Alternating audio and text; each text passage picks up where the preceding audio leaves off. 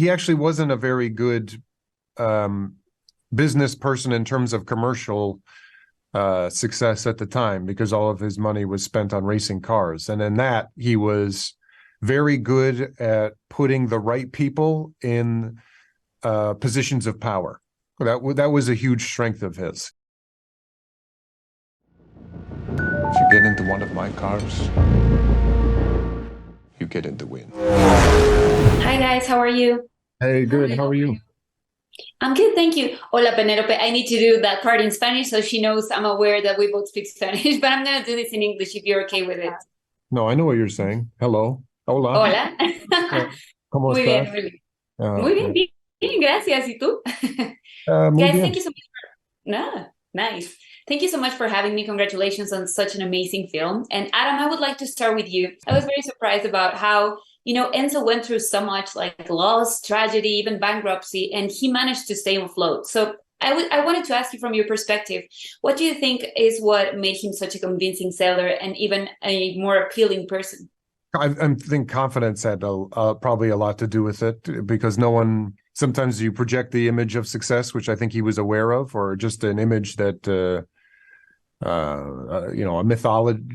mythological figure. I think he knew he was aware of that, and that was a character that he played in a way.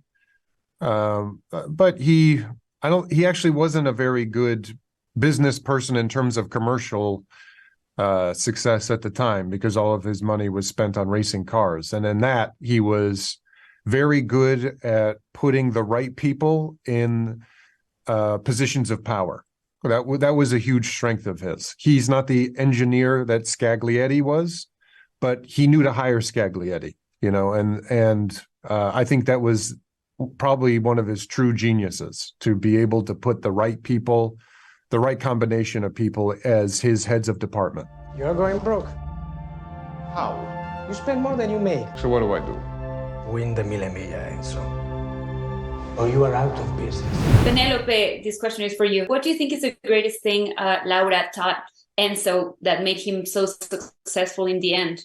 I mean, I guess they taught a lot of things to each other during so many years and so much struggle together, and I don't know like specifics, but it's true that she did a lot for the company, and this is not in the movie, but Michael knew that she sold something that they gave her at their wedding. There's something that was very expensive, and she sold it and put it in the company at the beginning. Like in crucial moments, she did things that could mean like a continuation of the company or the end of it. And also because of what you see in the movie, or the power that she has, and how at one point she could destroy the entire company if she wanted to.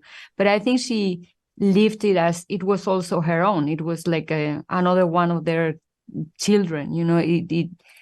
It was very personal for her, and in a way he knew that, even if they were living in years where it was even harder than today for a woman to have a voice. And not that things have dramatically changed, unfortunately, but in this case in particular, I mean, if I talked to a lot of people who knew her, and the only thing they said is she was difficult, she was crazy, and she had nothing to do with the company.